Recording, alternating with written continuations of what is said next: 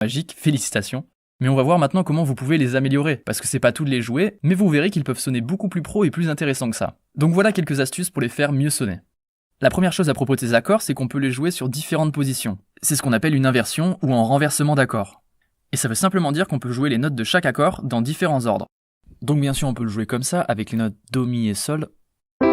Mais si on monte le Do d'une octave, comme ça, on atteint une autre position d'accord, avec les mêmes notes. Et maintenant si on monte le Mi ici, on a une troisième position. Et ensuite à nouveau la position de départ. Donc on a 3 positions pour chaque accord. Pour Do, pour Sol, La mineur et Fa. Et donc à chaque fois, ce sont les 3 mêmes notes que l'on décale tout le long du clavier. Donc ce que vous pouvez faire maintenant, c'est pratiquer les accords qu'on a vus sur les différentes inversions. Une fois que vous avez pratiqué ces inversions d'accords, vous allez pouvoir les jouer les unes après les autres. Et ce qu'on va chercher à faire, c'est de choisir les inversions d'accords qui sont proches les unes des autres, pour ne pas avoir à faire des énormes sauts entre les différentes positions. Par exemple, on peut faire quelque chose comme ça.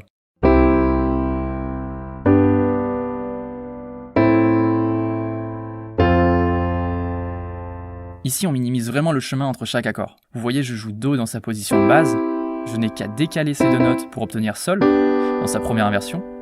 Ensuite, je décale toute la main, donc je bloque la position et je la décale, et on obtient La mineur dans sa première inversion.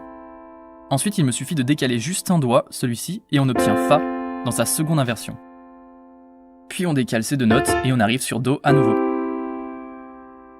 Ça vous évite des écarts entre chaque accord, et vous voyez que ça sonne plus cohérent, plus chaleureux, plus naturel que si vous faisiez ça.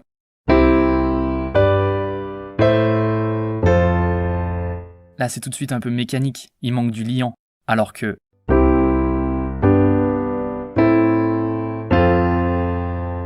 Une fois que vous maîtrisez ces positions d'accords, vous pouvez maintenant ajouter du rythme et un certain timing. Pour maîtriser le rythme, on va commencer tranquillement en comptant à voix haute les temps. 1, 2, 3, 4. 1, 2, 3, 4. 1, 2, 3, 4. 1, 2, 3, 4. Et ce qu'on va faire ensuite, c'est jouer les accords avec différents motifs et rythmes. Il y a des milliers de motifs qu'on peut jouer, mais voici quelques motifs assez connus pour commencer. Les accords séparés, on va donc jouer l'accord en 2 temps.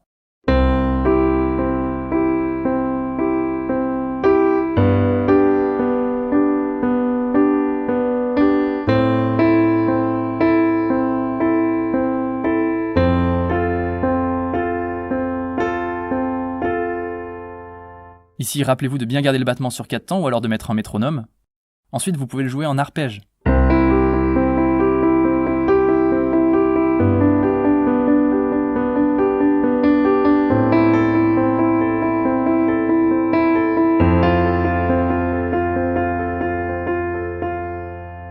Donc alternez les différents motifs, amusez-vous avec, c'est un bon moyen de développer votre technique et de rendre vos accords magiques bien plus intéressants. Une dernière chose, c'est qu'on en a appris uniquement ces accords magiques dans la tonalité de Do. Il y a beaucoup de chansons qui seront dans la tonalité de Do, mais certains sont aussi dans d'autres tonalités, donc je vous recommande de les apprendre dans d'autres tonalités également. On retrouve souvent cette suite d'accords en Fa majeur et Sol majeur notamment. Donc jusqu'ici on a vu les 4 accords magiques qui sont parfaits pour commencer à jouer un paquet de musique, et pour continuer dans cette lancée, j'ai créé un cours pour apprendre à improviser même si vous partez de 0.